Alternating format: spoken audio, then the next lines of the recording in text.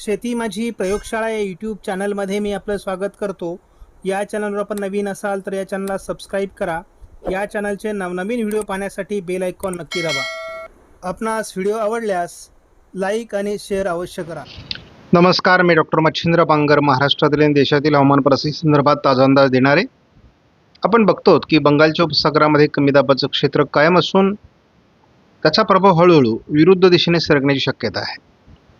उत्तर भारतातील WD अति उत्तरेला सरकला आहे.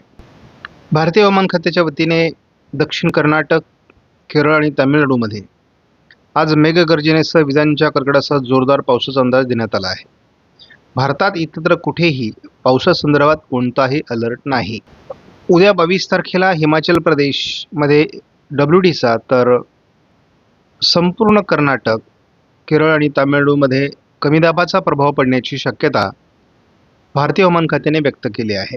भारतीय हवामान खात्याच्या वतीने छत्तीसगड, ओरिसा, विदर्भ, कर्नाटक आणि केरळ या राज्यांमध्ये मेघगर्जनेसह विजांच्या कडकडाटासह वादळी अवकाळी पावसाचा अंदाज 23 तारखेला देण्यात आला आहे. 24 तारखेला देखील कर्नाटक, छत्तीसगड, ओरिसा या राज्यांमध्ये पावसाचा अंदाज देण्यात आला आहे. या सर्व वातावरणात सध्या थंडी कमजोर झाली आहे, उष्णतामान वाढू लागला आहे. आपण या ठिकाणी बघतो या मॅपमध्ये महाराष्ट्रापासून दक्षिणेकडे आणि अगदी इकडे छत्तीसगड, ओरिसापर्यंत, गुजरातपर्यंत तापमान मोठ्या प्रमाणात वाढलं आहे. त्यामुळे थंडीचं प्रमाण जवळपास या भागात गायब झालं आहे. GFSच्या 850 हेक्टोपास्कल विंड रेनफॉल फॉरकास्टनुसार आपण बघतो की महाराष्ट्रामध्ये 23 तारखेला ढगाळ वातावरण, हलक्या पावसाची शक्यता आहे. याच मॉडेलने पूर्व विदर्भ आणि थोडं मराठवाड्याच्या पूर्व भागात 24 तारखेलाही थोडा वातावरणाचा अंदाज दिला आहे. बंगालच्या उपसागरात एक सायक्लोनिक सर्क्युलेशन चक्राकार स्थिती निर्माण होते आणि ती बंगालच्या उपसागरातून अंतर्गत भागातून विरुद्ध दिशेने जाईल असा देखील बऱ्याच मॉडेलचा अंदाज आहे. प्राथमिक अंदाजानुसार केरळ, तामिळनाडू, कर्नाटक, ओरिसा, छत्तीसगड, आंध्र प्रदेश, महाराष्ट्राच्या विदर्भात थोडा वातावरण निर्मितीची शक्यता आहे. आपण बघतो की ताज्या अंदाजानुसार तामिळनाडू, केरळमध्ये पुढील 2 दिवसात पावसाळी वातावरण निर्माण होईल. 23 तारखेला अजूनही मराठवाडा आणि विदर्भ या ठिकाणी वातावरण दाखवलं जातं आहे. हे वातावरण 24 तारखेला थोडं दक्षिणी भागात म्हणजे गडचिरोली आणि लातूर, सोलापूरच्या काही भागात असण्याची शक्यता आहे. छत्तीसगड, ओरिसा, झारखंड, तेलंगणा, कर्नाटक, अगदी तामिळनाडूपर्यंत सुद्धा किनारपट्टी भागात याचा परिणाम राहण्याची शक्यता आहे. साधारण हा 25 तारखेचा अंदाज आहे. 26 तारखेपासून मात्र हे वातावरण कमजोर होत जाण्याची शक्यता आहे. 2 तारखेला पुन्हा एकदा उत्तर भारतात एक WD अति उत्तरेला सक्रिय होईल असा देखील अंदाज आहे. आपण 7 मार्चपर्यंत जेव्हा एकत्रित अंदाज बघतो तेव्हा मात्र ECMWF मॉडेलने महाराष्ट्रात पावसाचा अंदाज दिलेला नाही. मात्र केरळ, तामिळनाडू, कर्नाटक, तेलंगणा, ओरिसा या राज्यात हलक्या ढगाळ परिस्थितीसहित तुरळक पावसाचा अंदाज व्यक्त केला आहे. बंगालच्या उपसागरामध्ये सायक्लोनिक सर्क्युलेशन म्हणजे एक चक्राकार स्थिती निर्माण होण्याची शक्यता कायम आहे. ECMWF मॉडेलने तसा 23 तारखेला महाराष्ट्रातील पावसाचा अंदाज नाकारला आहे. GFSने पूर्व विदर्भात थोडं ढगाळ वातावरण दाखवले. आयकॉन मॉडेलने देखील सध्या वातावरण तयार होण्याची शक्यता कमी असल्याचा अंदाज दिला आहे.